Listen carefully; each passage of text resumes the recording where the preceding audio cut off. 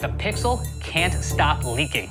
We pretty much know everything there is to know about the Pixel 3 as well as the Pixel 3 XL. We have a very clear image now of this Pixel 3. We know pretty much everything about it.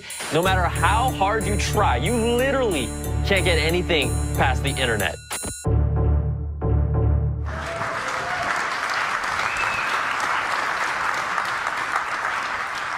So there they are.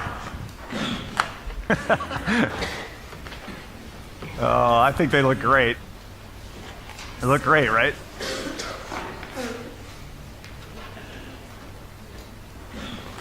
For those of you on the live stream, please stick around to see our products and more in-depth demos online. Really appreciate you being here with us today. Thank you very much. Have a great day.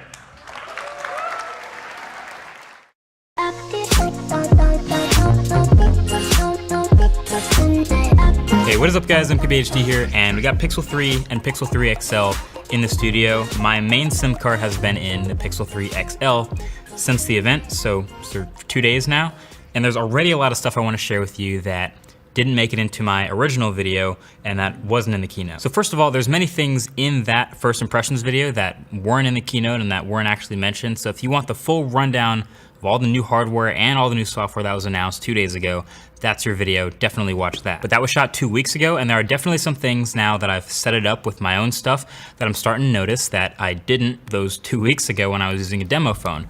So this isn't a review, this is more like my second impressions with the Pixel 3 XL. So right off the bat, this is the home screen setup. Yes, I'll drop the wallpaper link for this guy in the description. And my impressions of the performance right off the bat are still that it's fast. You know, it's smooth right now, just like my Pixel 2 was out the box, and I just have to cross my fingers that this lasts. A big question I've had is how long will this last with the 4 gigs of RAM? And that ties back to the event. That was easily the most low-key part of the phone when it was announced, the specs. I don't even think they said any of the specs on stage, and that shows how much Google really thinks it matters to the average person buying this phone. But for those who care, Snapdragon 845, 4 gigs of RAM, and 64 or 128 gigs of storage, non-expandable. So pretty much baseline standard. We've seen phones with these specs from $400 to $1,200. But again, if you remember the problems I had with my Pixel 2, I'll link that full video below if you haven't seen it already. It's definitely got me curious how Pixel 3 will hold up. Now, the notch. Can't talk about this phone without talking about the notch.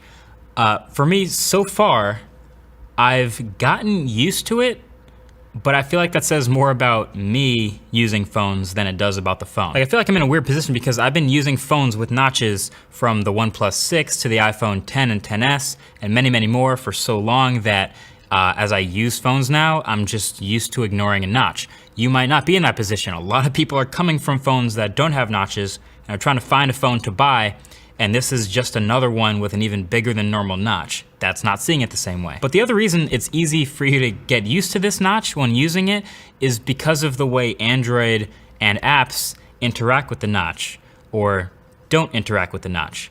It all started on stage, and Google during the announcement was really clever about how they showed this display on the bigger phone, always with the sweeping angles and hiding the notch and just overall absolutely not embracing it.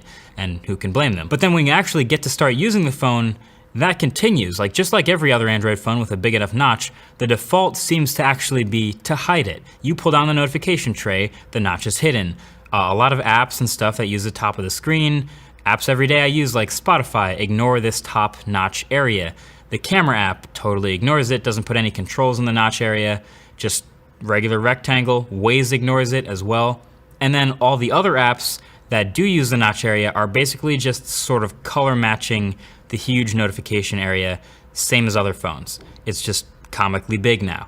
And some other apps still need updating. I noticed Instagram stories looks ridiculous right now up in the top, and also for some reason Google's own YouTube Studio app is also kind of half cut off up there. So it's obviously not ideal design-wise, but it just kind of is what it is. Also, I've seen a lot of people talk about, at least recently, hiding this notch with software. So with pretty much any other Android phone with a notch, you can use software to hide it. You've probably seen that you can also technically hide this notch, though it's buried in Android P's developer settings right now. But when you enable them, you can completely hide it all the time, but you lose so much screen real estate when you do that, obviously because the notch is so big. It's not quite at the point where you might as well just use the smaller phone, but it's close. I mean, I guess the screen's still bigger, so you're gonna be fine, but people are gonna do this.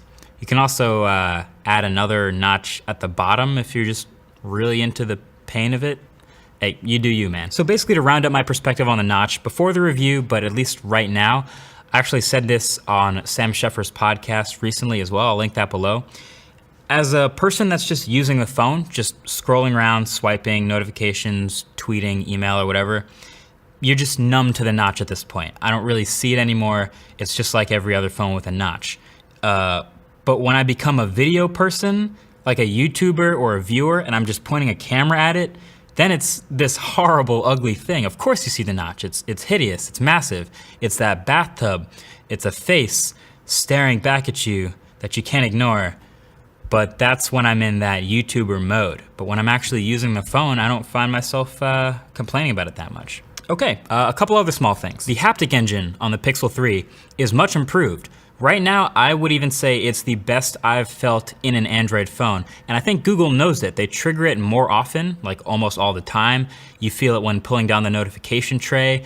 Every little tap, you get it while typing, while interacting with the UI a lot. And it's pretty good. It's nice and clicky and really tight. Night sight in the camera, it's not here yet. It's coming soon with a software update. But I have taken some night shots without night mode, and they're already pretty great. So night sight is hopefully going to be impressive. If it's anything like that comparison they showed on stage, I'm really curious to see how that works out. But speaking of direct comparisons, that was a direct shot fired, a comparison to the iPhone XS on stage, which was recently announced, which is interesting to me, but I do plan on doing my own direct comparison with the camera of the iPhone XS versus the Pixel 3 versus probably Samsung Galaxy Note 9 or whatever the best Samsung camera is, and then toss in one or two others, maybe Red Hydrogen, maybe whatever Huawei's coming out with. Let me know what you guys want to see, but hopefully that'll be interesting to see if you can tell the difference between the best camera smartphones at the end of 2019. Anyway, on Pixel 3, there's also now in the camera app a RAW plus JPEG option, which is awesome. So if you're slowing down a bit and really trying to take some great shots, you can turn it on and get RAW image files and go straight into editing those. You can do Lightroom or whatever app you use. I love seeing that baked into the stock camera app of a phone that knows it's gonna be used for photography. And I also noticed that in the YouTube app, if I go into full screen mode, it plays off center on the Pixel 3 XL. It cuts off the area to one side, the size of the notch, and then cuts off the other area on the other side, also the size of the notch. So it's kind of annoying now that it's off center. To be honest, the best alternative would be having the notch cutting into the video and then losing also some of the top and the bottom. So I guess I'll deal with it being sort of off center, but they could totally adjust that in a software update. Anyway, that's it for now. Just a super quick first impressions. Can't go too in depth, but the full review is coming soon. So definitely subscribe to see that, to be among the first when it comes out if you haven't already. But until the next one, thanks for watching. Catch you guys later. Peace. Just made 100.